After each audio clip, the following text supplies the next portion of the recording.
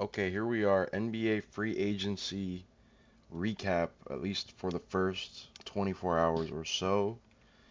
It is July 1, 2025, recording at 3:08 p.m. And I was gonna wait until a little bit later to see if more moves would happen, but I just have a lot to say about a lot of this stuff. I'm gonna start with the NBA champions, obviously, because why wouldn't I start with the NBA champions? This is my time to remind everybody that the Thunder are NBA champions once again. Not a very busy offseason, but a very crucial one for the Thunder, because today it was announced that the franchise player Shai Gilgeous-Alexander is signing a $285 million supermax contract for 4 years. 4 years, 285 million, which equates to about 71 million a year. $71 million average annual salary for SGA. He deserves every penny of it. I have no problem with the contract at all. I love it. Very happy that it's done and that it's not something that we have to think about anymore. Also, AJ Mitchell got a contract extension, which I thought was a little weird, considering he was a rookie last year and he didn't do a ton. He was a second round pick, so it's not like he was on like a long term deal. But 3 years, $9 million, $3 million a year. I'm fine with it. He can be like a third or fourth point guard. No problem with it. And Jalen Williams, J Will, Asian Duke Dennis, as Twitter has begun referring to him as, signed 3 years, $24 million to stay with the team through 2028. So that's exciting. Um, yeah, that's about all the Thunder have done because, need I remind you all, we just won the championship. So that's the champs off season so far. Gave Shai Gilgeous-Alexander $71 million a year, which, I'm pumped. I have a lot to talk about with one team in particular, and that team is Denver. And I think Denver was so close to beating OKC in round two. I thought Denver played us better than any team in the entire playoffs. I thought they played us better than the Pacers with respect to the Pacers and what they were able to do against us. They both pushed us to 7, but I don't think I was ever quite as scared of Indiana as I was of Denver. Maybe that's just because I didn't want to believe in Tyrese Halliburton, but Denver scared the fuck out of me, and they've gotten significantly better. They traded Michael Porter Jr. and an unprotected 2032 first round pick to the Nets for Cam Johnson. And I just think Cam Johnson fits this team perfectly. He's a defensive wing. He can hit threes. He's not as good of a shooter as MPJ, but he's a good shooter. He can create a little bit if he really has to, which I don't think he's going to have to on Denver. And I just feel like he's a very valuable. He was one of the top trade targets as far as role players went this summer, and him ending up on Denver is just, it's almost a dream spot for him, and he's almost a dream player for Denver. But that's not all. They also brought back Bruce Brown for $3 million on a 1-year deal, and they also brought in Tim Hardaway Jr. And Tim Hardaway Jr., I'm not gonna lie, the thing I'm looking at right now, I'm looking at Spot Track to get me all these notes. It says he signed a 1-year, $3 million deal as well. I don't know if that's true. I feel like he got more than that. So now I'm gonna go to Sham's Twitter and see if I can figure it out. Okay, 1 year. it doesn't say how much money. So I guess it's right. 1 year, $3.6 million for Tim Hardaway Jr. I think that's a good contract. I think he can also. That's an incredible offseason for Denver. To go from where we thought they were so far away last year going into the playoffs to they pushed the eventual champs to 7 to they turn Michael Porter Jr. into Cam Johnson, bring Bruce Brown back who was on the team when they won the title, and bring in Tim Hardaway Jr. who can still provide value with his jumper.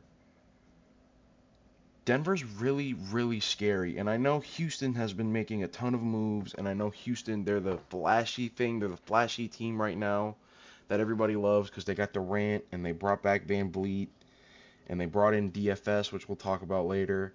But I think Denver has really settled themselves back into being the second best team in the West and into being one of the legitimate favorites to win the title. You think about how great Aaron Gordon was last year. You think about Jamal Murray and what he can get out. I think Jamal Murray will be better this year than he was last year. You add in Bruce Brown. You add in Tim Hardaway Jr. Put Cam Johnson in the MPJ role, which I think fits better. You have young players still with Christian Brown, who's really, I think he really scared the fuck out of me in the playoffs. He was incredible for them. Peyton Watson.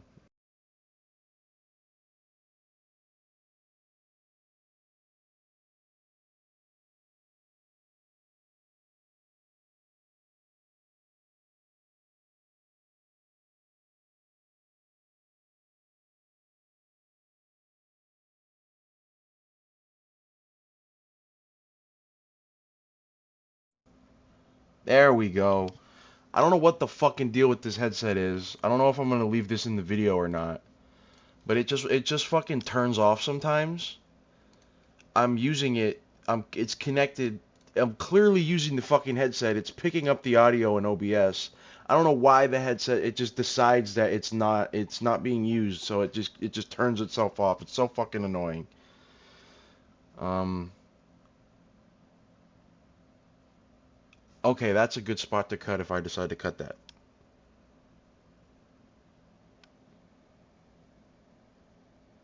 Denver. That's what I was talking about. Denver. They got. I was getting into my flow too. I was getting into my fuck. I'm not gonna cut that out. I'm gonna leave that in.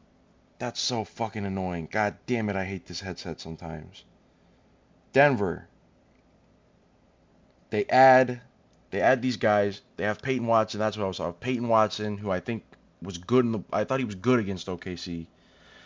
He reminded me last year of how I felt about Brown in 2023, where when Christian Brown was out there in the 2023 title run, it felt like he was getting there. He was close. He wasn't quite ready to be a big time piece yet, but he was right there. And I think last year was the year, or not. I guess not. It's weird because last year is technically the season 2025, but it feels like it just happened. So when I say last year, sometimes I'm still meaning 2024. Sometimes I mean 2025. Whatever, it doesn't matter. But I think Watson might take a legitimate leap next year where he can be a valuable piece of that Denver rotation in the playoff run.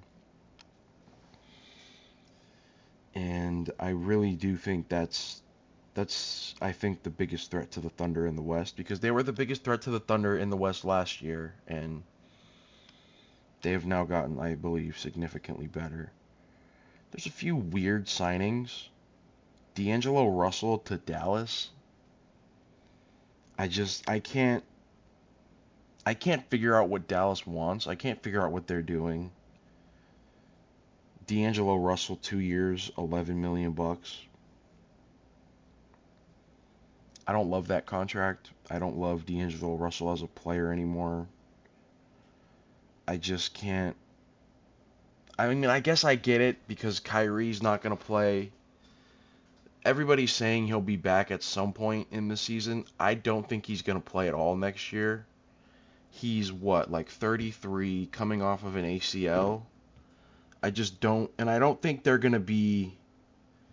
I don't think they're gonna be that good. I'm not gonna lie. I don't think they're gonna be that good. I think Anthony Davis is probably gonna miss time like he does every year. I think I think Cooper Flag is gonna be good as a rookie, but I think he's gonna be a rookie. He'll average probably like 17 a game, and he's gonna have defensive lapses because he's a rookie. He's 18 for the first 2 months of the season. I don't think he's gonna like. I don't think they're gonna be that good, and I don't think that Kyrie's gonna rush him. And we have a history of this stuff with Kyrie, where he's not gonna rush back for an injury to play on like a 7 seed.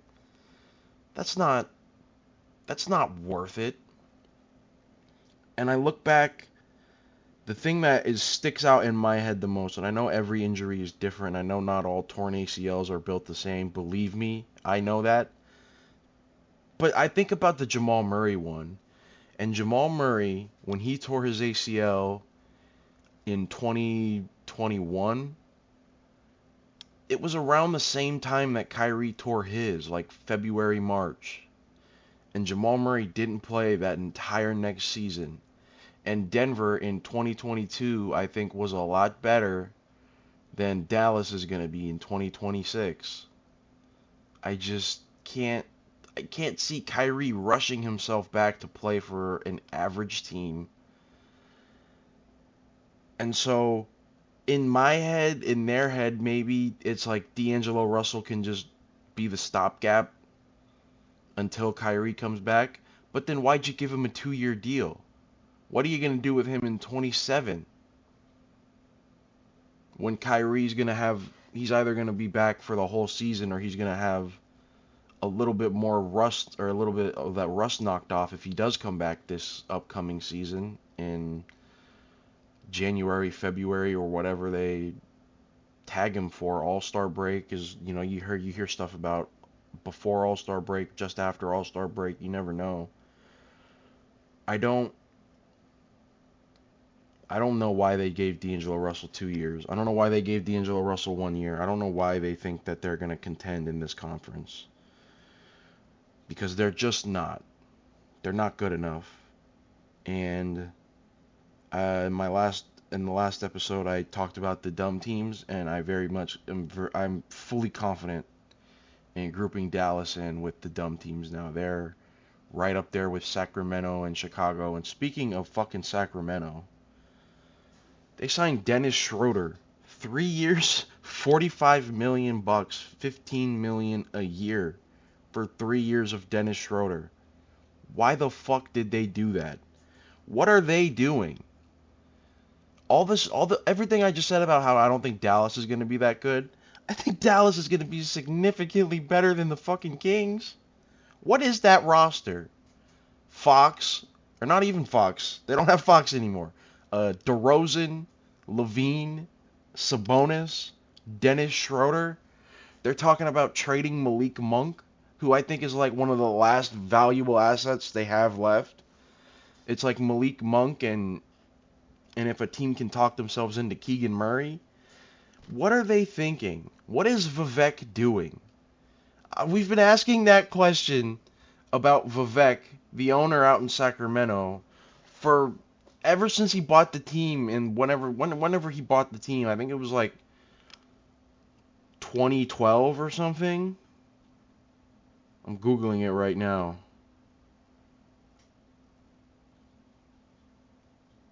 He bought the team. Come on, Wikipedia, save me here. 2010. Oh no, 2013.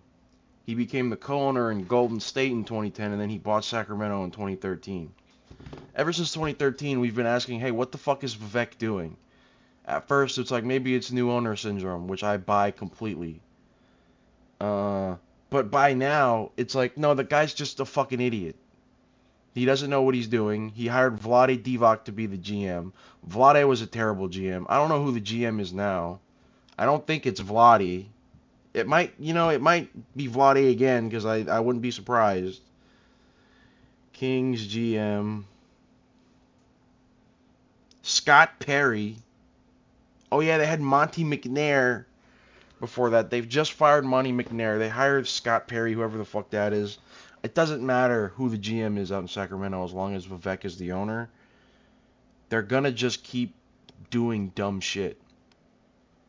They had, when was that? 2023, when they were the second or third seed, and they played Golden State in the first round, and they went all the way to 7, and Curry had 50 in Game 7, and Fox had the thumb injury. And from that moment, it was like, all right, we traded Halliburton. We probably shouldn't have traded Halliburton, but at least we're back to the playoffs. We were a high seed. We got a good foundation. There's a building block here for our team. And since then, they've turned Fox and whatever. They signed DeMar DeRozan. They turned Fox into Zach LaVine.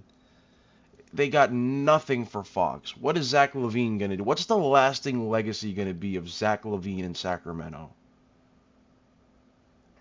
There won't be one. Nobody's going to fucking remember Zach LaVine in Sacramento because who gives a fuck? You know what I remember the most about Zach LaVine in Sacramento is when 5 years ago or 7 years ago, whenever Zach LaVine was a restricted free agent with the Bulls, he signed an offer sheet with Sacramento for like 4 years, $80 million. And the Bulls had to decide if they were going to match it or not. That's going to be my memory of Zach LaVine in Sacramento. Is the time he almost went there in 2018 and not the time he actually fucking went there in 2025. Because they suck. They're not going to do anything. I don't care if you have Dennis Schroeder now. I don't care if you have a point guard. Again, you had like 3. You had Fox, you had Halliburton, and you had Davion Mitchell, and you fucking traded them all. You got nothing for any of them. You got what? You got one. You traded Tyrese Halliburton for 1 playoff appearance. You made the playoffs with Sabonis 1 time or 2 times, and you got eliminated in the first round both times. And then you traded Fox for Zach LaVine so you could keep competing and not even make the play-in tournament. What the fuck is the point of Sacramento? What do they do? Put them in the G League already. What the fuck is going on? They're so dumb. They are a mainstay on the list of who's the dumb team. Sacramento has been one of the dumb teams forever. It's just, it's so baffling. I have no fucking clue what their thought process is when they do anything.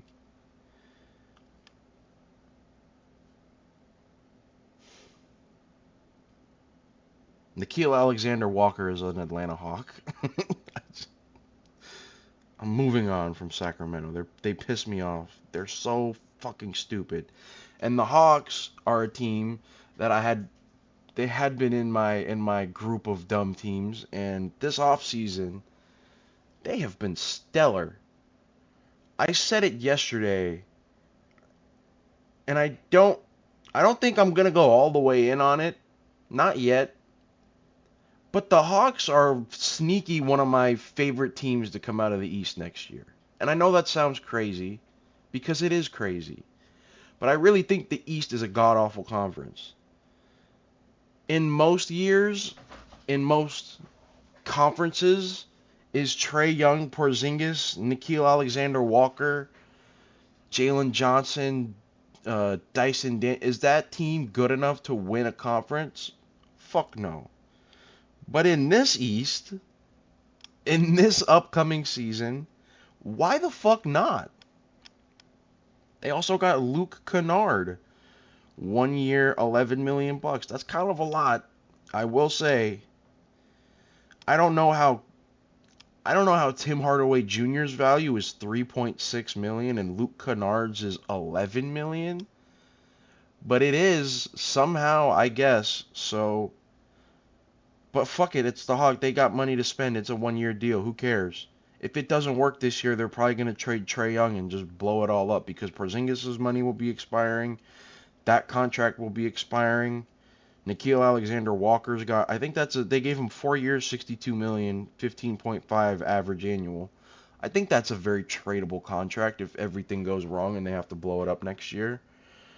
And even if they don't, I mean, he's still kind of young enough. They could decide, like, fuck it, we're going to just build this thing around Risa Shea and Jalen Johnson and Dyson Daniels, and maybe we'll keep Nickeil Alexander-Walker. Clint Capella did leave in free agency. He's going back to Houston, which I thought was funny. So they don't really have any other centers outside of Porzingis. Porzingis is going to have to be their center next year, which will be interesting to see if he can keep that load up. But I really love what Atlanta has done this offseason. And they got that pick next year from New Orleans and or slash Milwaukee, whichever the swap best between New Orleans and Milwaukee unprotected. So that's valuable. They have a year to go all in and see how much they can really compete in that Eastern Conference. And I'm not going to lie, I really like their odds. And I really like Trae Young. Trae Young's the kind of guy that I normally would not like. There's a lot of guys in that kind of class that, like, in my head, it's like Ja and LaMelo and Trae Young and these guards that I don't think they can be the best player on a championship team. But for some reason, Trae Young I just like better than the rest of them. I think he's like a legit 30-point a game guy, which is significantly more than I think Ja's best scoring year, he'll probably hover around 27, 28. Trae is like in the 30s, around 30, 29 consistently. And he's always at about 10 assists. And I just think that the league undervalues Trae Young as a legitimate 30 and 10 guy. It seems like every year that he's healthy, his numbers are around there. And I think they're a good team. I think they've built a really good roster around him. And I think that this is the best chance they're ever going to have with him. And if it doesn't work, it's clear they just need to blow it up. I think this is probably the best possible team that you can build around Trae Young as the best player. I think Trae Young's probably best suited as being a second or a third guy on a championship level team. But I think this is about as close as you can get to really filling out a roster around number one option Trae Young. Just a lot of great defensive wings and a center in Porzingis that if he's healthy, he can be a good rim protector. He's not a great defender, but he can be a good rim protector. And he can shoot the three, and he can score out of the post. He's a really, the best version of modern Porzingis is, I think still a really good player, you know. The post game, I think, is especially vastly improved. I think the year he was in Washington for a year, maybe 2 years. I think those years he really leaned into post game and trying to get better at that, and you saw it a little in Boston, and I think you're going to see it a lot more in Atlanta. And when they're going to have lineups where he's the best offensive option out there when Trae Young's on the bench, and I think we're going to see the post game a little more, which I'm excited to see because I think that's a really important part of his game, and I don't think it got used.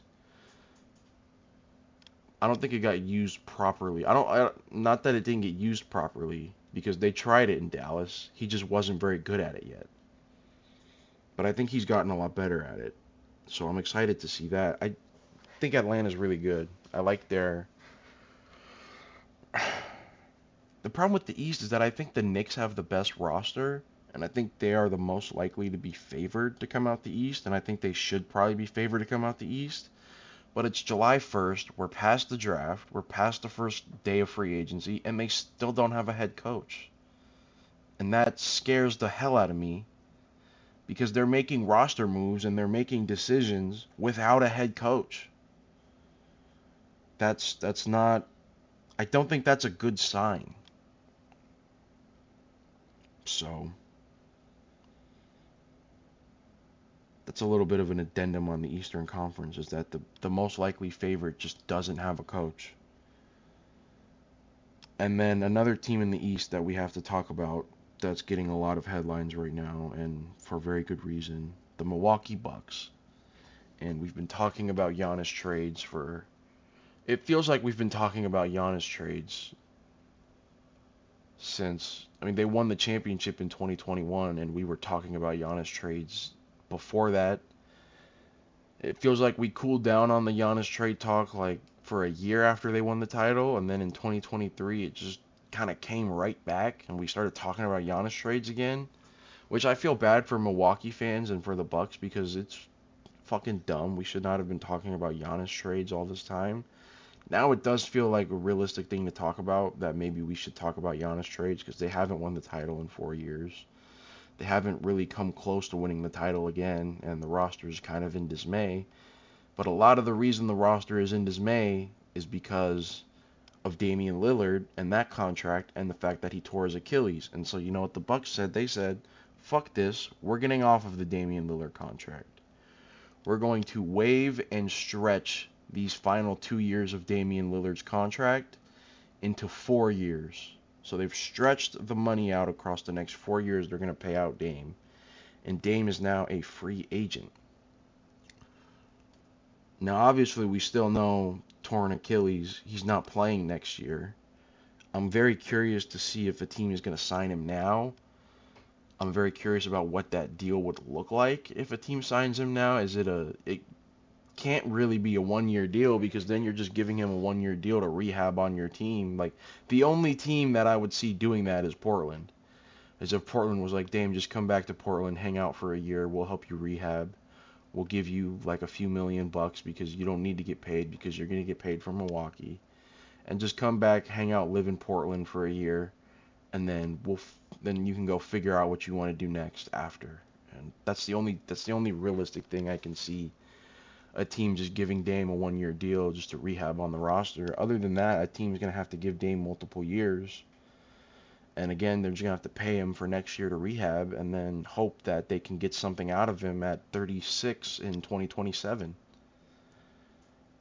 And I think a team would be crazy to give him more than 2 because then you're really just playing with fire at that 3rd year. Unless it's really just like no money at all. And then you can just trade him or cut him, or it doesn't even affect your books that much because it's such a small amount of money. And I'm curious about what Dame wants to do. Does Dame want to sign a 1-year deal somewhere just to rehab? Does Dame want to sign anywhere while he's rehabbing? Would he rather just do it on his own? Or maybe when they did this, Milwaukee said, hey, we'll keep you around and you can rehab here and use all the facilities and all that stuff. And, the team doctors and all that stuff, we'll help you along. But we're just going to cut you loose, for the salary reason. And we'd rather do it now than just do it next year. We'll just get it started now. Maybe that happened. That happens sometimes. And so Dame will just sit in the free agency pool until next summer when he's healthy and ready to play again.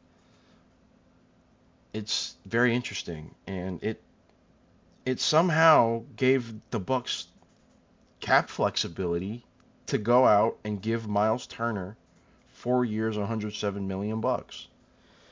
They lost Brook Lopez. Brook Lopez went to the Clippers for 2 years, $18 million. So they needed a center. I think Miles Turner is clearly better than Brook Lopez is at this point. I know Bucks fans love Brook Lopez, and they should. He was a big part of that championship team. He was awesome there, and it feels like he really is like a leader in Milwaukee. But it felt like it was time for him to move on. He's going to the Clippers, and the Bucks actually get an upgrade at center with Miles Turner, who's younger and just better. A lot more expensive, but younger and better. They brought back Kevin Porter Jr., 2 years, $11 million. I don't like Kevin Porter Jr. I don't think he's very good. I always thought his talent was overrated. People thought he had real potential to be awesome, and I just never saw it. All the off the court stuff aside, he had some allegations about something. I don't remember what they were, so I'm not going to put anything on his name that may or may not have happened, but he had something on his name, and it was not good. And that's how he got cut from Houston or whatever, Cleveland, whatever team he was on then. He ended up on the Bucks last year. He was fine for them in the playoffs, and he was okay. I didn't think he was that good. I didn't think he was like, whoa, Kevin, the Bucks need to keep Kevin Porter Jr. It's like, no. I don't know if I'd want to pay him $5.5 million a year. I feel like that's kind of a lot. But it's not like they had a ton of options. They brought back Gary Trent Jr., which I really like. Like, that's ridiculous to me. Gary Trent Jr. was 2 years, $7.5 million, and Kevin Porter Jr. is 2 years, $11 million. There's no way in fuck I think Kevin Porter Jr. is worth more than Gary Trent. Gary Trent in this NBA is I think a significantly more valuable asset. He's a shooter. He can play a little defense. He can hit mid-range shots. He's just like a smart veteran player. He's been around for a long time. There's just no way I'd pay Kevin Porter Jr. more than Gary Trent, but they're going to do it. Wow, these names. I got a Kevin Porter Jr., a Gary Trent Jr., and now I got Gary Harris, who's going to Milwaukee from Orlando. 2 years, $7.4 million. And they brought back Taurean Prince, 2 years, $7.1 million. Jericho Sims, 2 years, $5.2 million. Milwaukee's been active. And Milwaukee they're a few more years advanced than where Denver was at, but Denver, it was kind of like, okay, they've got this all-time great player. They got one championship. The roster's in flux. They got to figure something out. Milwaukee's been at that point for a couple years now, it feels like. Denver, it felt like that was really only this year. Denver seemingly fixed their problems a lot faster. Milwaukee, it took them a couple more years, but I like where Milwaukee sits right now. Again, in this Eastern Conference, that is terrible. That has no real threats, in my opinion. Why can't Giannis just backpack them all the way to the conference finals or to the NBA finals? I don't think they can win a championship because I don't think they're going to be good enough to beat whoever the hell comes out of the West. But I think that for pretty much every team in the East right now. I don't think Indiana without Halliburton is good enough to beat anybody in the West. I don't think the Celtics without Tatum is good enough to beat anybody in the West. I don't think the Knicks at full strength with a head coach are good enough to beat anybody that's coming out of the... To come out of the West is so hard. To get through SGA, Jokic, Anthony Edwards, Luka and LeBron, Steph, to get through these teams, you're battle tested, man. You know, if you're the number one seed in the West, like OKC was last year, you're going to get one easy round, which is like a massive luxury. And you're going to maybe get one easy round. Maybe get one easy round. Like, if you're lucky, you'll run into a very flawed team like Memphis. But even Memphis, as flawed as they were and as unserious as they have been, they still won like 45 plus games. They were an 8th seed and they won 48 games. To put that into perspective, the Bucks won 48 games in the East and were the 5th seed. This conference, it's hell. It's hell, and that's why I question teams like Sacramento and Dallas and Phoenix, and I say, what the fuck are they doing? Because they're not getting any better. They're not getting any closer to being able to compete with these upper echelon teams like the Thunder, the Rockets, the Nuggets, even the Clippers. I don't even think that, like, and the Clippers are like a middling Western Conference team. I don't even think the Knicks, who are the cream of the crop of the East right now, I don't even think they'd beat the Clippers.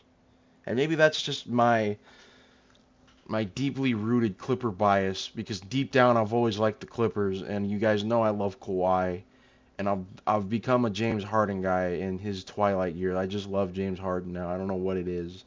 Obviously, I thought he was awesome when he was with the Rockets. I loved watching him play, but there's like a connection now that I feel with James Harden now. That I defend the hell out of the guy when it feels like nobody else is willing to anymore.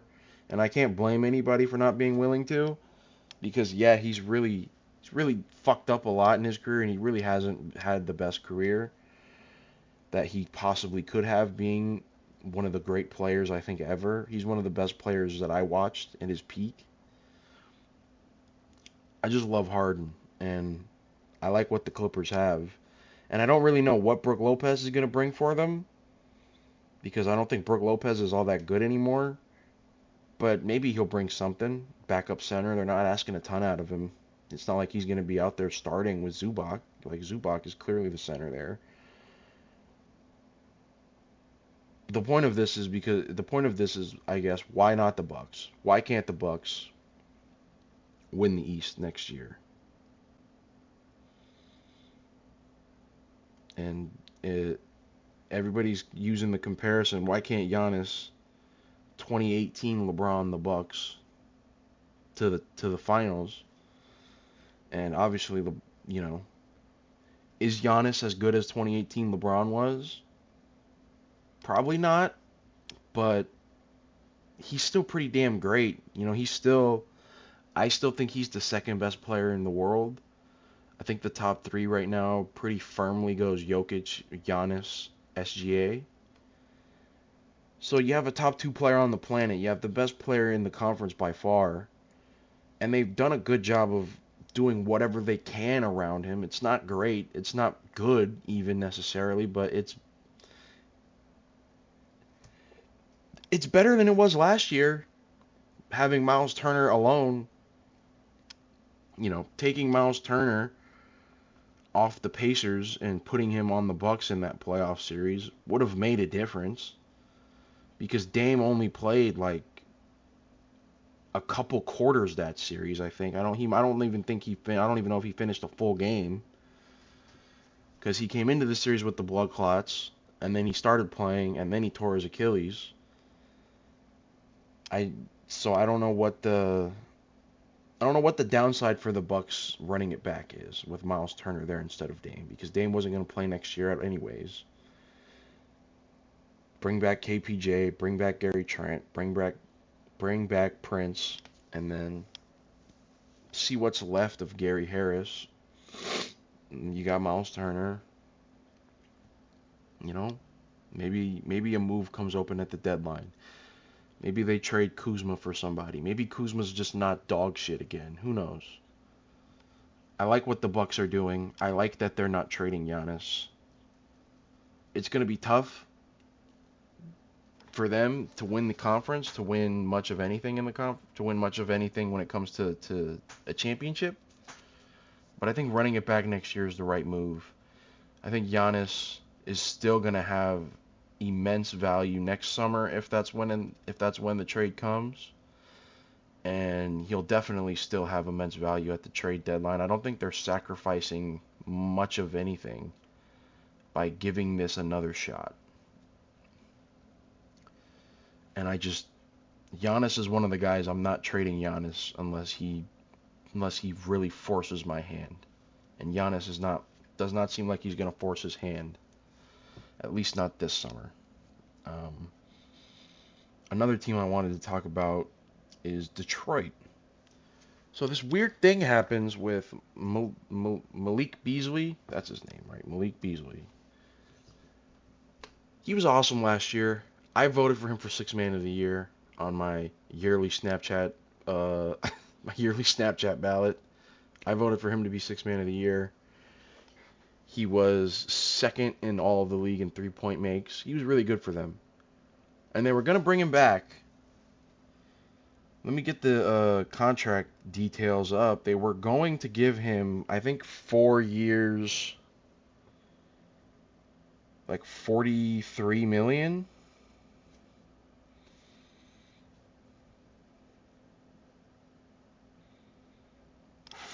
Yeah, 3 years, $42 million. They were gonna give that to him, and then this weird story comes out. Malik Beasley involved in a gambling investigation, where they believe Beasley was putting prop bets on NBA games during the 2023-2024 season.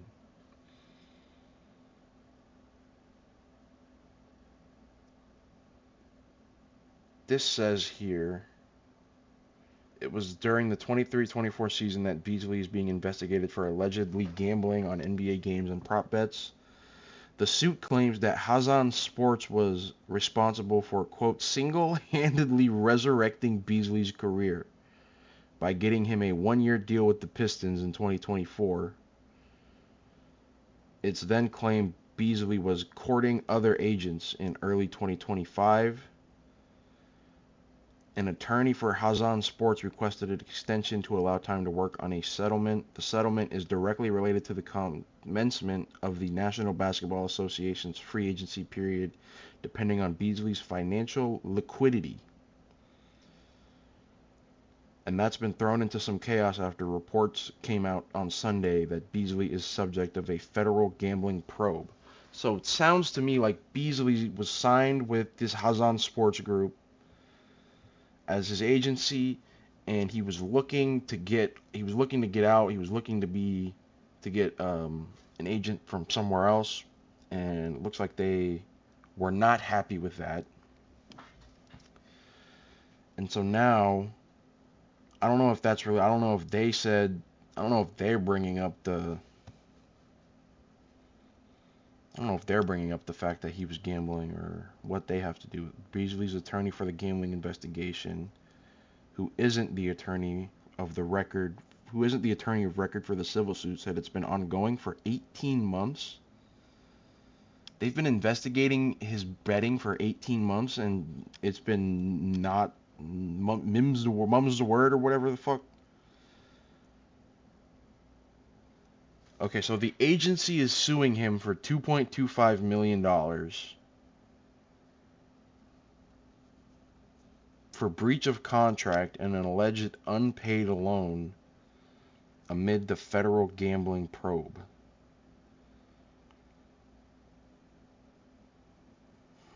I want to see more about the gambling. What's the gambling probe was reported on the eve of free agency. He last played on a 1-year, $6 million contract. An investigation is not a charge, Steve Haney told ESPN. Malik is afforded the same right of the presumption of innocence as anyone else under the U.S. Constitution. As of now, he has not been charged with anything. The lawsuit accuses Beasley of breaching exclusivity contracts with Hazan Sports by hiring a new marketing agent 15 months after it was signed in November of 2023. He's not the first player to go under federal gambling investigation. Former Toronto Raptor reserve Jonte Porter received a lifetime ban in 2024. So I guess there's nothing new about the gambling thing other than it's going on, and the Pistons have moved on. They decided that they can't wait around for him. They're not giving him a deal. They went out, they signed Caris LeVert for 2 years, $28 million, $14 million a year. And just before I started recording this, they agreed to a deal with Duncan Robinson. 3 years, $48 million. They are trading Fontecchio to Miami in a sign-and trade to get Duncan Robinson. So they're replacing Beasley with Robinson and Caris LeVert. I don't know what Caris LeVert has left. I don't think that's a big contract for him too. $14 million for Caris LeVert. That feels like way too much. But they saw something they liked, and they got to replace Malik Beasley's minutes with something. Detroit's a team that I really like going into the offseason. They were my favorite Kevin Durant destination.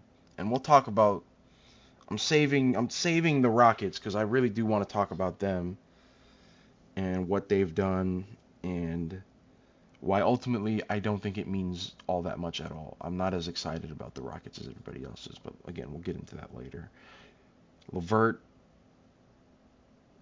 and this is essentially for Detroit. Can LeVert and Duncan Robinson equal out what Beasley did for them last year?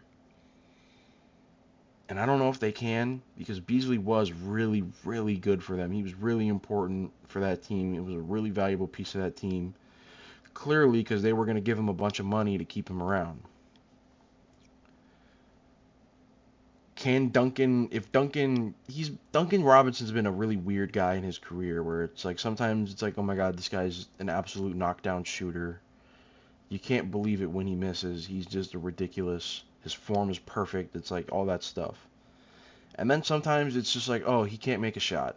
He can't get into the rotations. He can't crack the regular season rotation for Miami sometimes, let alone the playoff rotation. So, I don't know. He could fuck around and have a better shooting year than Beasley did last year, or he could be significantly worse and it'd be a major downgrade for Detroit. But I love Cade Cunningham. I think Cade is awesome.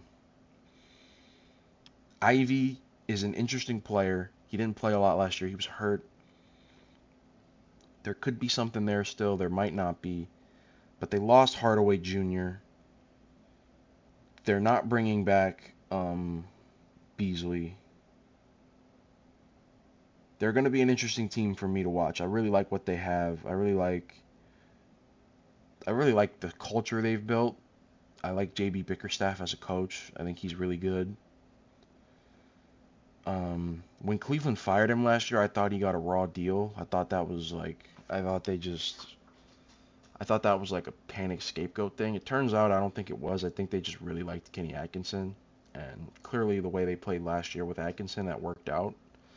And I think the way Bickerstaff has kind of fit in with Detroit and with that culture and with those guys, I think it just was the best case scenario for all sides there. I think Cleveland got a better coach for what they need.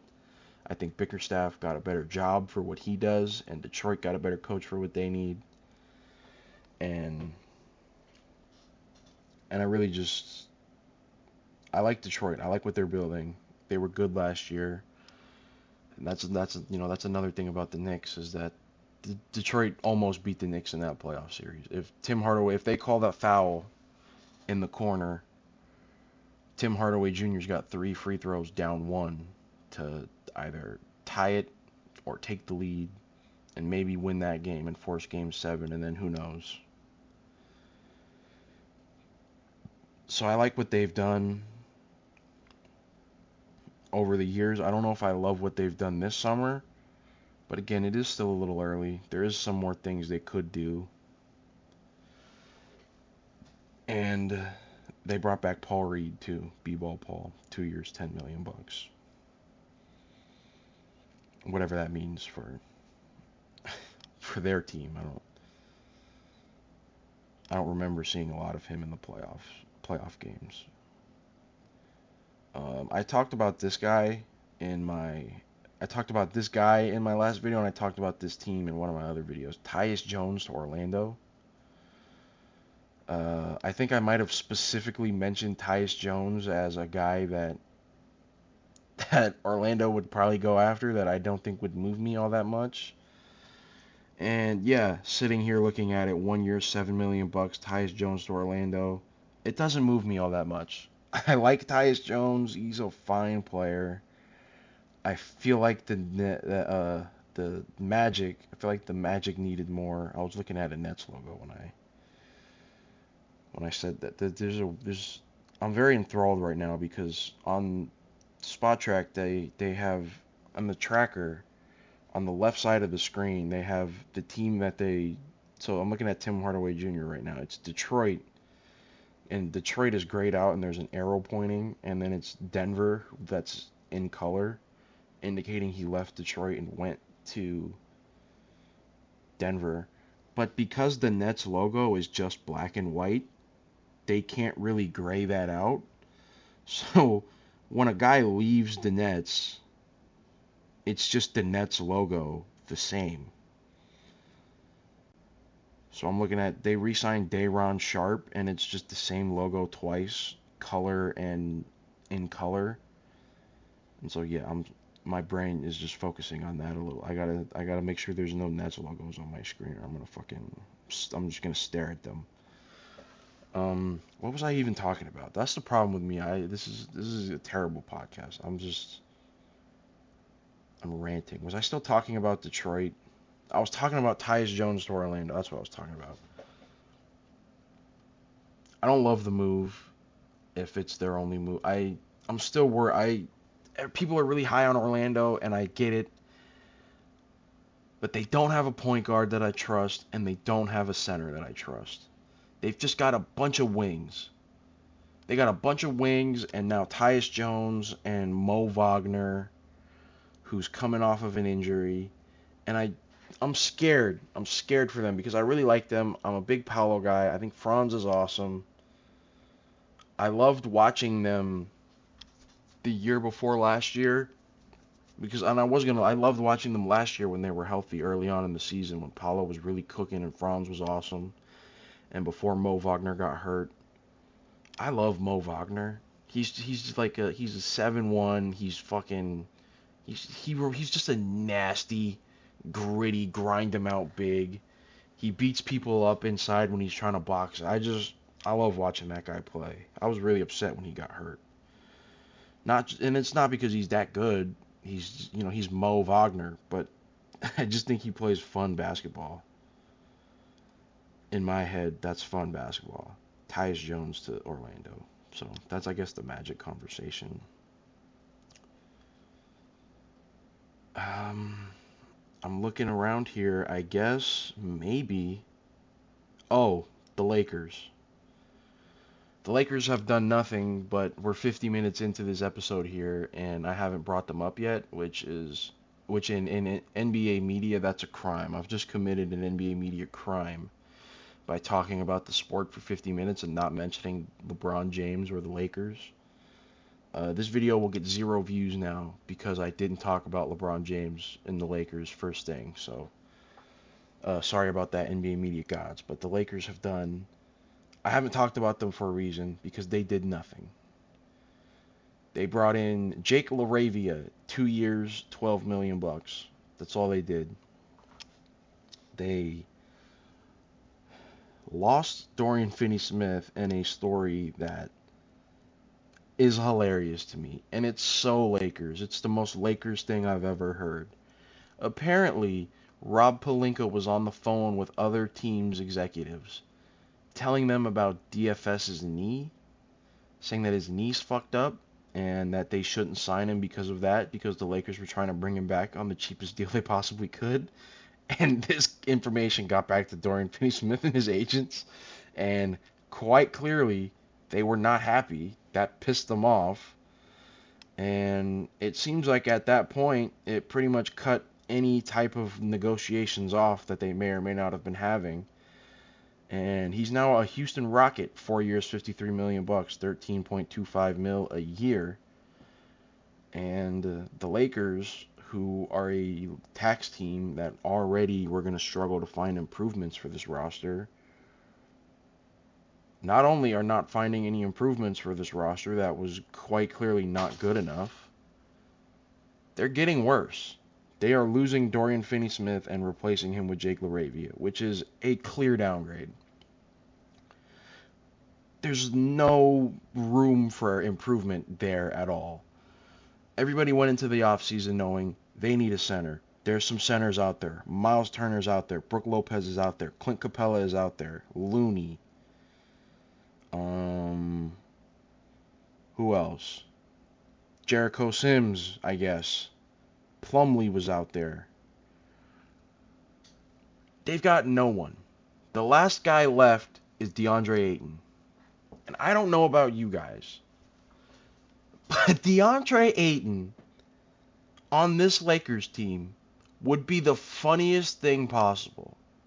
Because if you know Lakers fans, they are going to talk themselves into it. Oh, former number 1 overall pick. They were comparing him to... They said him and Devin Booker were going to be Shaq and Kobe.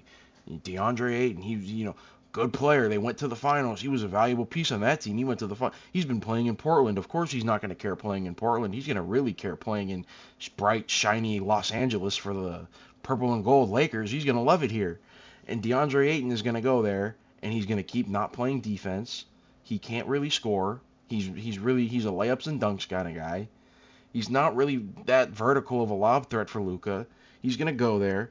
He's going to not be very good, and the Lakers fans are going to be begging Rob Pelinka to trade him in December. There's going to be some all-star or borderline all-star guy, and the Lakers fans are going to be saying, DeAndre Ayton, trade DeAndre Ayton for, I don't know, whoever.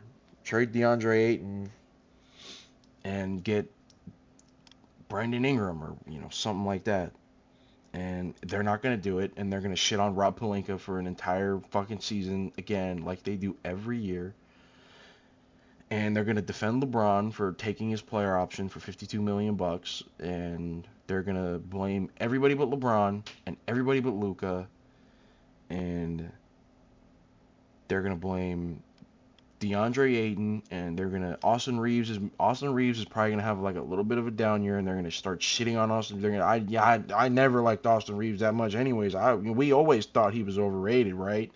Even though we were saying he's actually better than Jalen Williams, where he's actually better than, you know, I don't know. The Jalen Williams one really fucking pissed me off. If it's not very obvious by now, I talk about it every time I talk about the Lakers. I talk about the fact that those people tried to convince me that Austin Reeves was better than Jalen Williams. Fucking the dumbest thing I've ever heard from the dumbest group of people. The Lakers fans, if there's any Lakers fans watching this, I hope you take it personally. The Lakers fans are the dumbest fucking people on the planet.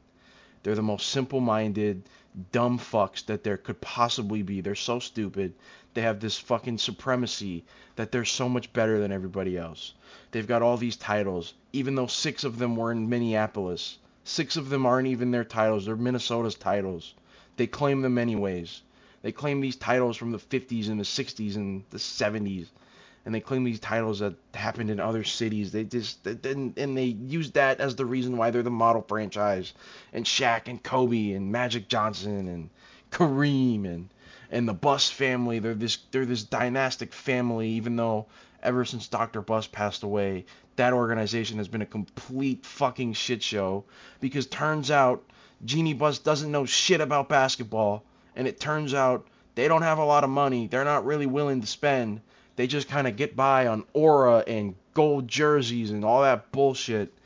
And they're a terribly run organization. Mitch Kupchak fucking was a disaster at the end. They fired him, brought in Rob Pelinka. Rob Pelinka's done nothing the whole time he's been there, and yet he's been there for like 10 plus years.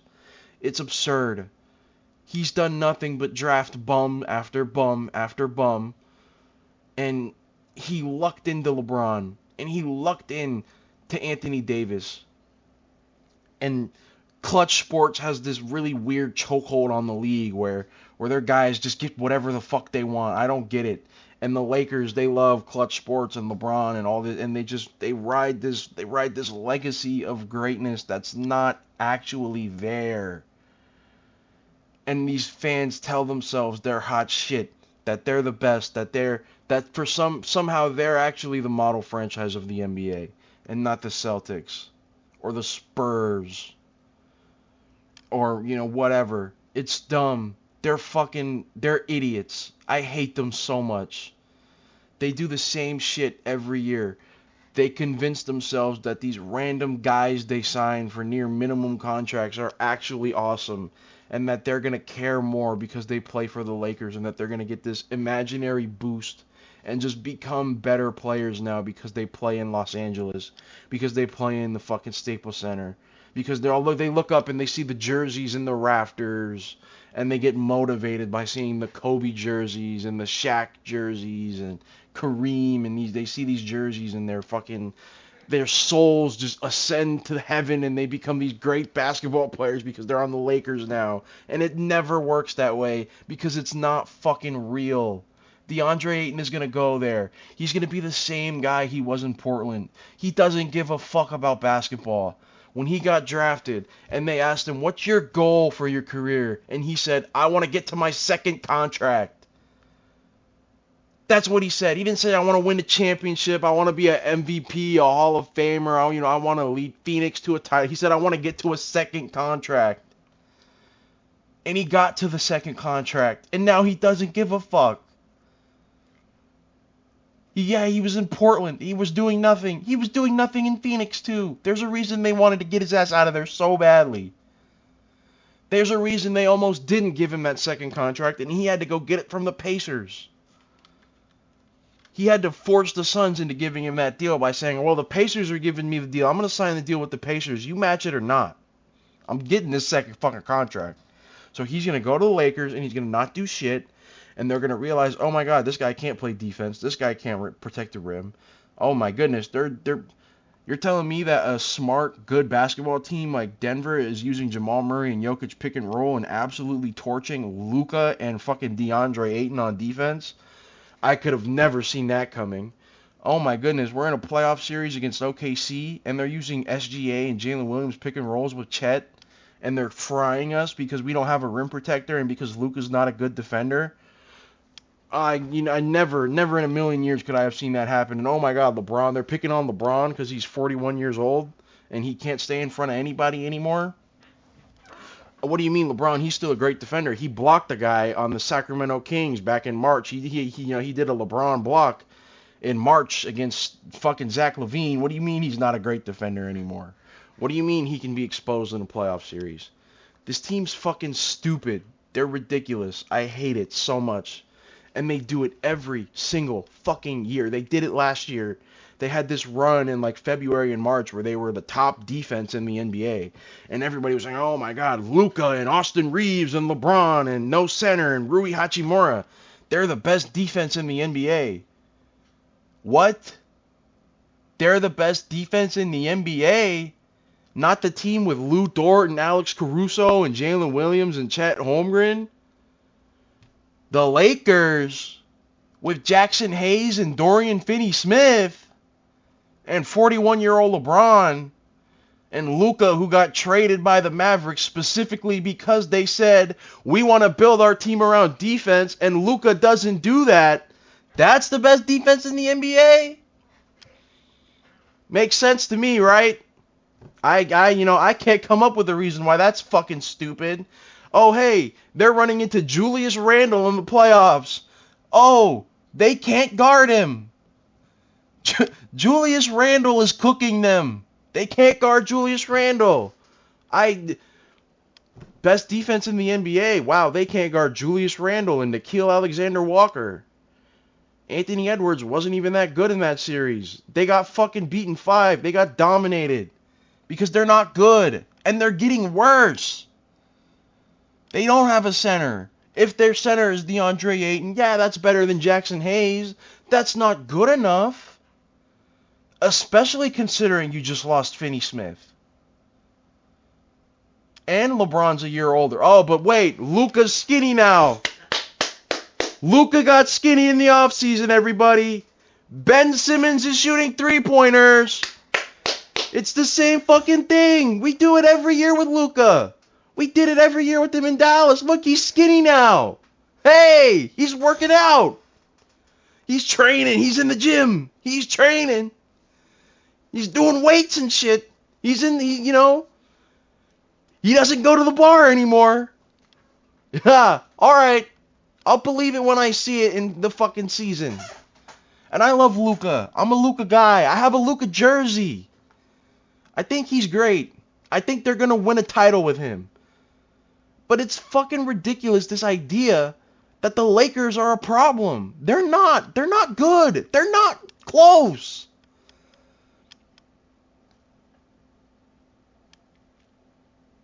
But they have LeBron, so we got to talk about him all the fucking time.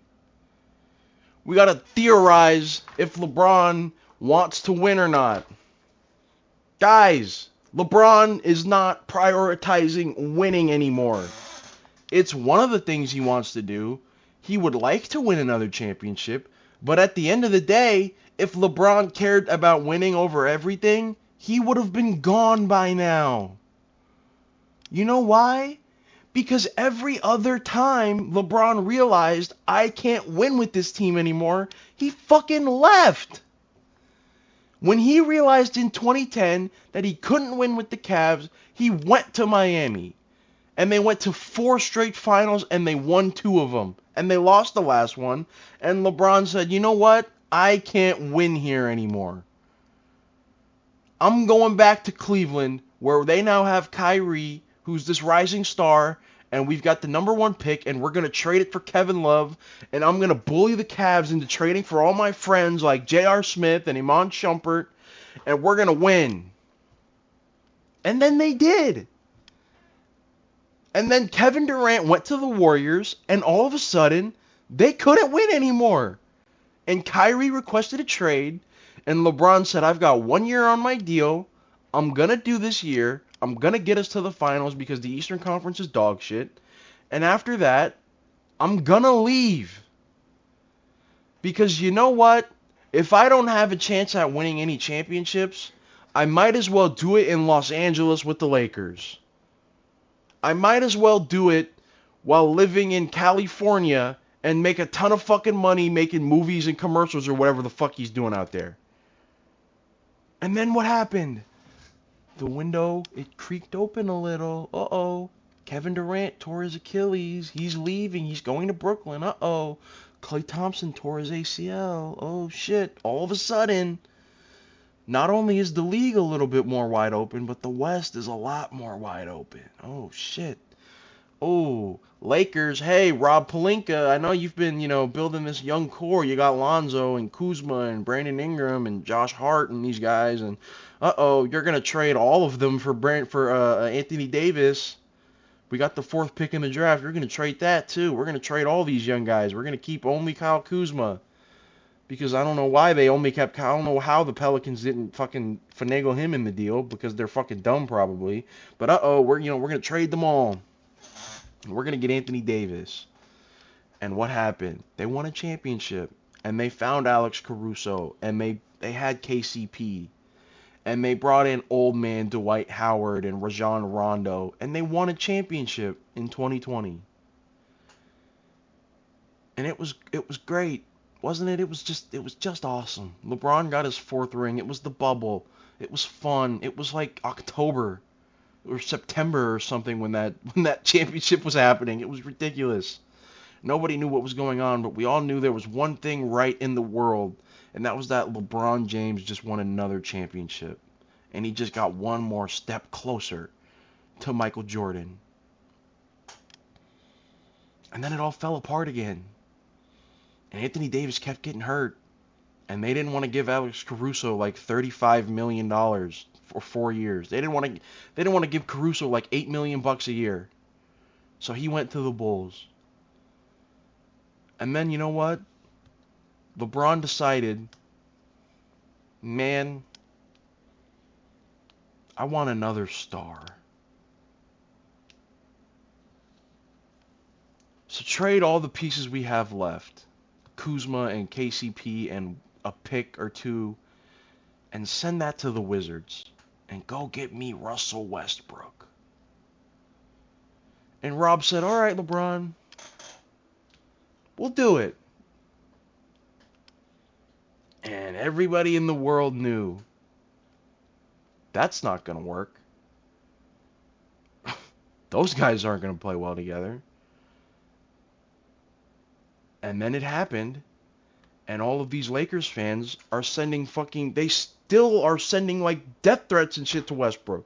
The Lakers fans hate Westbrook with a passion, and that gives me even more reason to fucking hate them even more.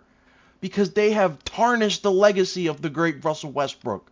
They are a part of the reason why people are so comfortable talking shit and disparaging Russell Westbrook. Because the fucking Lakers did a dumb trade for a guy that we all knew was past his prime, that was not the same guy anymore, and that clearly did not fit on that roster. Because LeBron wanted them to. Because they're the Lakers, and that it doesn't matter. They're going to find a way to win a title anyways. Because they do it every time, right? They do it every time. It doesn't matter. Oh, it didn't work? Whose fault could that possibly be? It can't be Rob Pelinka's fault. It can't be Jeannie Buss's fault. It damn sure can't be LeBron James' fault. So Russell Westbrook, we want you to die now. We want to kill Russell Westbrook now because it didn't work. They're fucking the scum of the earth. They're the biggest pieces of shit out there, man. They're fucking idiots. And they do this every time. And now we live in a world where people are so comfortable to fucking shit all over Russell Westbrook because these dumb fuck Laker fans convinced themselves that they were good enough to win a title with him when they weren't. They never were. And every time Russell Westbrook moves a fucking muscle, there's dipshits on Lakers Twitter that are fucking talking about it, that are shitting on him. Every time Westbrook has a bad game, those bullshit fucking Laker profile pics with they've got the same 8 profile picks. They've got a pick of LeBron with the trophy, or they've got the Kobe pick with the trophy, or it's the Lakers logo, and it's Kareem, and they've got all the Lakers greats. It's all the same shit, and they're posting the stat line from Westbrook of his bad shooting night, or they're posting the clip of a bad turnover he had, or a missed game winner, or whatever, and they're shitting on him. And every time Westbrook does something great, it's fucking nothing. And every time he fucks something up, they're right there. It's ridiculous, man. The Clippers fans don't do that. The Wizards fans don't do that. Denver fans aren't going to do that. Houston fans don't even fucking remember he was on their team most of the time.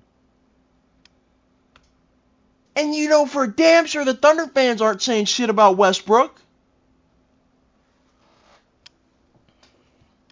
It's so ridiculous, the fact that they keep doing this stuff. And they're going to do it again. This year, it's going to be Austin Reeves. I'm telling you, we're going to be in January, and the Lakers fans are going to be talking about how bad Austin Reeves is and how much they hate Austin Reeves. And man, if we could just get rid of Austin Reeves and turn Austin Reeves into somebody better, we're going to win the championship. And then it's not going to happen. And they're not going to blame anybody but Austin Reeves. It's going to all be Austin Reeves and DeAndre Ayton's fault. It's not going to be LeBron's fault. It's not going to be Luka's fault. It's not going to be Pelinka's fault. And they're going to fucking repeat the cycle over and over and over again until LeBron's finally gone. And now we have to play this, we have to do this dance. LeBron puts out this fucking bullshit statement about how committed he is to winning and how desperately he wants to win a championship and how he's not sure if the Lakers is the right place to do that. Well, then why did you opt? I fucking slammed the desk and the recording stopped. I hope that all saved. But he opted into a contract, man. This bullshit statement he puts out, it's fucking ridiculous. I'm not sure if I can win here and I want to be committed to a winner, then don't opt in. Opt out. Go somewhere else. You don't actually give a fuck about winning. You don't want to win more than anything. You want to be in LA more than anything.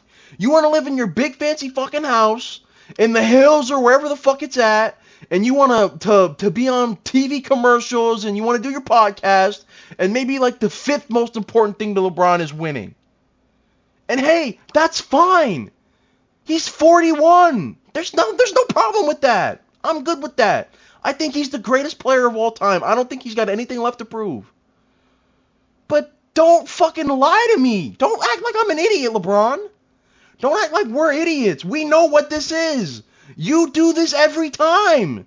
You try to play your leverage. You try to act like you're going to fucking leave so you can get the team to do whatever you want. You did it in Cleveland. You did it in Miami. You did it in Cleveland again. You've done it with the Lakers like 3 times now. But for some reason with the Lakers, you never fucking leave. You've done this act over and over and over again. Every offseason we have to talk about, are the Lakers good enough? Is LeBron going to leave? Is he going to opt in? Is he going to opt out? Is he going to Golden State? Oh shit, Dallas? He's going to the Knicks, isn't he? He's going to be on the Knicks. Madison Square Garden, baby. Let's go. And then he doesn't leave. And then we do the cycle over and over where they're not actually that good, and they don't win the title, and they don't come close, and we have to sit here and talk about LeBron again if he's going to leave or not. He's not. He's 41. He doesn't give a fuck anymore. Let him hang out in LA and do his big fancy parties. It's ridiculous. Did you see him in the playoffs against Minnesota?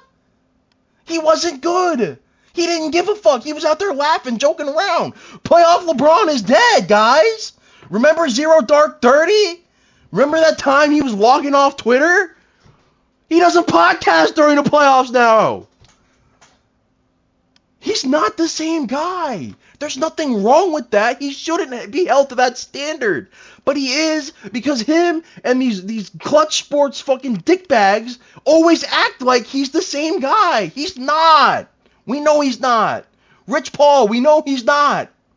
Stop lying. Stop acting like you're better than everybody, because you're not. Because you're just another fucking dipshit, low-down liar like the rest of them.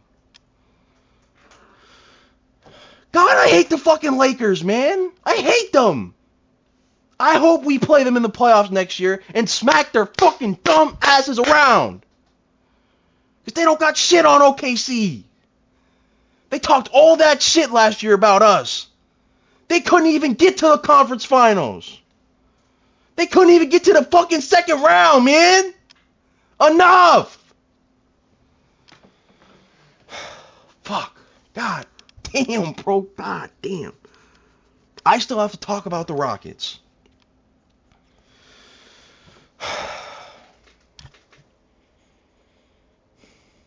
All right. I'll calm down. I'll calm down. Houston's been very busy this summer. Houston has been very busy this summer. They started by giving Steven Adams a contract. 3 years, $39 million. Good contract. He was very good for them in the playoffs. And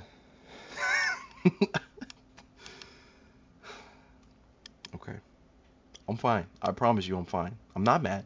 I'm not mad. I'm not mad.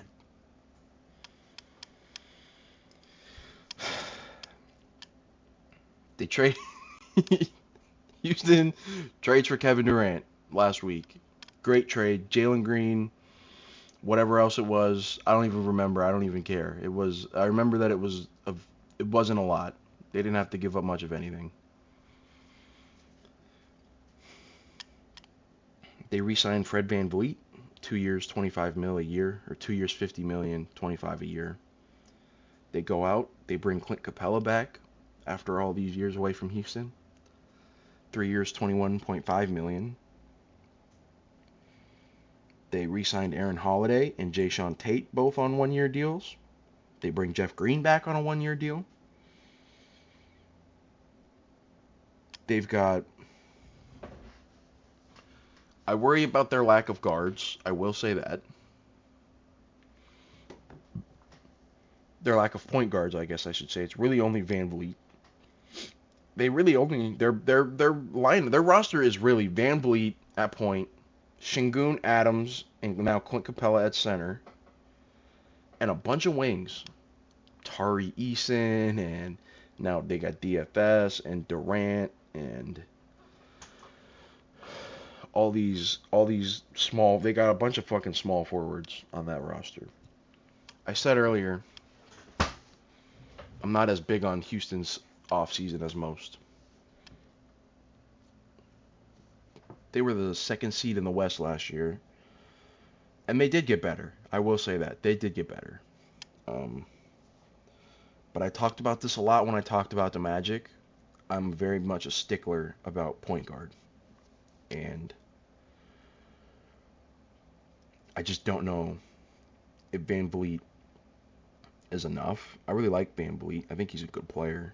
I don't think he's good enough to be like... I mean, I guess you can see what they get out of Reed Shepherd, who was the third pick in the draft last year. I don't know. I like their offseason. My biggest problem, and this is something I was going to go in detail with when I was planning on doing a big Durant trade video. Obviously, it never happened. It's going to be in the depths of my mind forever that I decided to wait and not... Oh, breaking news. Thunder legend Trey Mann, 3 years, $24 million with Charlotte. Let's go, baby. Trey Mann, that's my guy. Trey Mann is interrupting the Rockets segment to talk about my boy Trey Mann getting a little bag. I'm happy about that. A big part of the Durant video that I was going to do was talking about how I don't think Durant should go to a team where he's the best player. I don't think at this point in Durant's career he can be the number one guy on a championship team. And unfortunately, that's what he's going to have to be in Houston. I like Şengün. No, I don't. I'm not going to lie. I don't really like Şengün. I don't think he's that good. He's an all-star. I never have seen the baby Jokic stuff. I think people saw a white European center that passes a little and does post moves, and they said, "Oh my God, look, it's Jokic." It's like, no, he's not. He's not as good of a jump shooter. He's nowhere near the passer. He's, I dare I say, not even as good of a defender. And Jokic isn't even a good defender at all. And I dare I say Şengün's not better or not even as good. So I don't think Şengün can be the best guy on this team and win the title. It has to be Durant. And as great as this roster looks and as fun of a team as they're going to be, and they could go very deep. They could go to the conference finals. They could go to the finals. I mean, I don't think they're going to go to the finals. I'd be surprised. Kind of like I said earlier, I think probably whoever comes out of the West is going to win the title. So I guess if I think they can come out of the West, I think they can win the title. So I don't think they can come out of the West now that I think about it. I don't think they're that good. They would have to get extremely lucky. Like, Denver would have to suffer injuries. The Thunder would have to suffer injuries. And then they would have to, like, avoid Minnesota. They'd have to avoid matching up with Minnesota because I think Minnesota still could play them very well. I don't. They're going to be really fun to watch. I'm going to love watching them, and I'm excited to see them play in the playoffs. Oh, Dylan Brooks was the other guy in the trade, and that was one reason why I liked the Dorian Finney-Smith move so much, because in my head, that trade essentially became, we're exchanging Jalen Green for Kevin Durant, major upgrade, and we're exchanging Dylan Brooks for Dorian Finney-Smith, which, is that neutral? Maybe it's neutral. Maybe Dylan Brooks is a little better at this point, but it's not significant. I think they're going to be good. I don't think they're going to be as good as people are picking them to win the West. People think they're the favorites in the West, or that they're even the second best team in the West. I don't think that. I think the moves Denver has made, I think Denver is clearly better than them. And obviously the Thunder are better than them. They probably would slot in at third right now for me.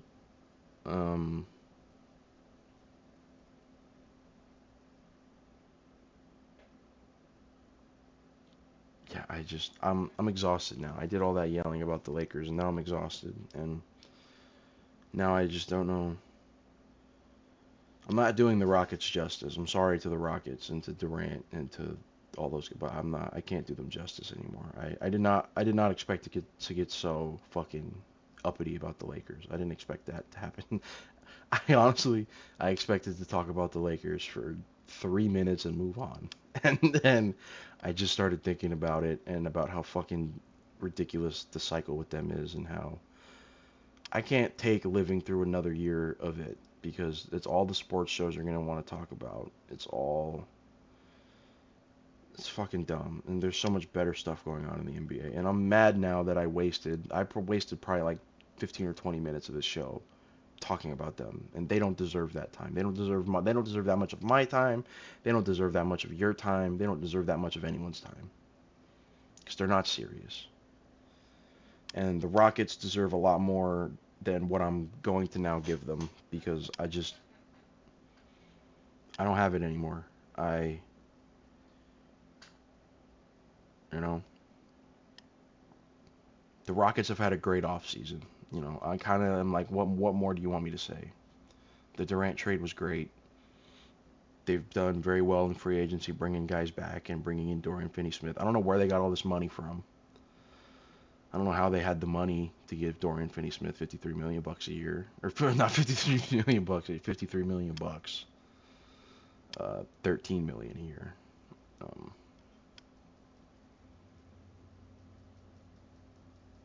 I think they had a mid-level exception. I think that's how they did it.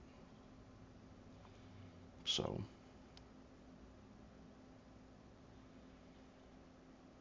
So shout out to the Rockets, shout out to the Nuggets, and shout out to the Bucks, who I think, and shout out to Atlanta. Those are the four teams that I think are the biggest winners so far of the summer. I think Denver's probably the biggest winner though. I know they didn't get a star. I know they didn't get Durant or any. I just think that the moves that they made around Jokic, I love what they've done. I think they're the biggest threat to the Thunder in the West next year. And they were the biggest threat to the Thunder in the West last year. So, is there any other teams I should talk about? Cleveland signed Larry Nance Jr., which I like.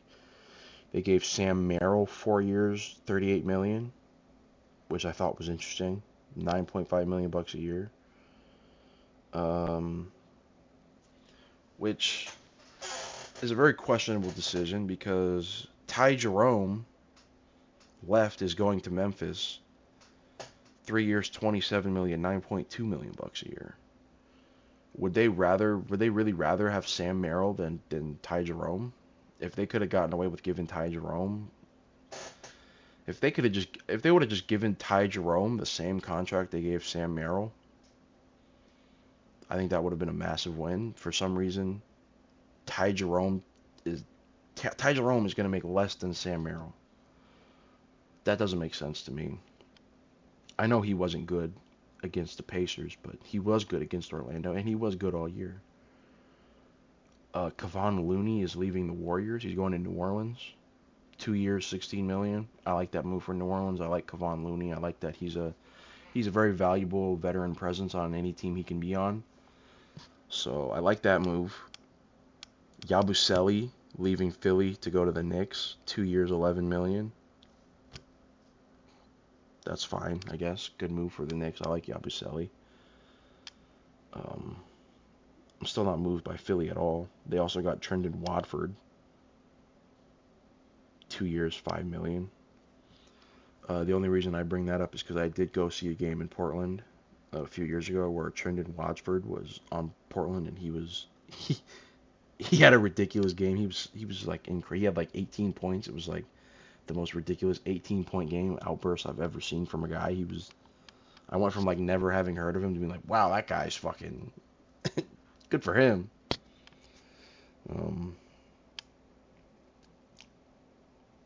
Garrett Temple is still in the league somehow. He's re-signing with the Raptors for 1 year, $3.6 million. If anybody gives a single fuck about Toronto. And Santi Aldama, 3 years, $52 million to stay in Memphis.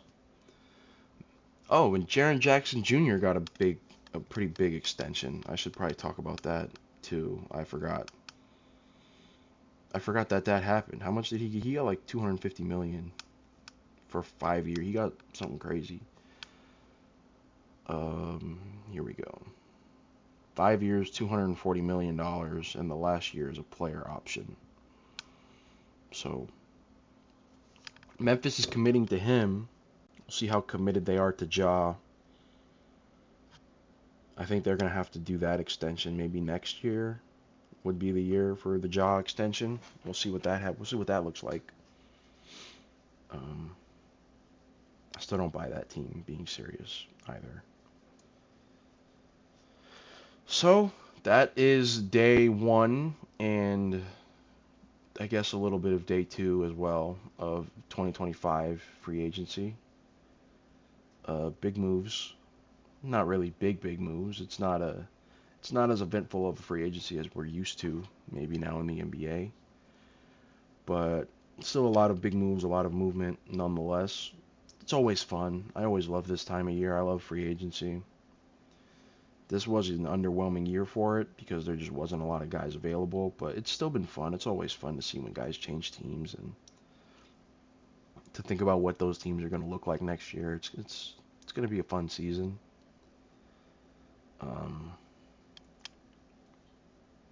And yeah, SGA is the highest paid player in NBA history now, so, say what you want about him. Say what you want. NBA champion, MVP, Finals MVP, highest paid player ever. You know, do what you will, think what you will about Shai Gilgeous-Alexander, but he's gonna keep proving you wrong. Just like, he wasn't supposed to be an all-star. Oh, he's not. Yeah, maybe he's an all-star, but he's not all NBA. He's all NBA. Maybe he's not an MVP. He may be an MVP, but is he good enough to be the best player on a championship team? I don't know. He may be good enough to be the best player on a championship team, but can he do it again? All right, we'll see.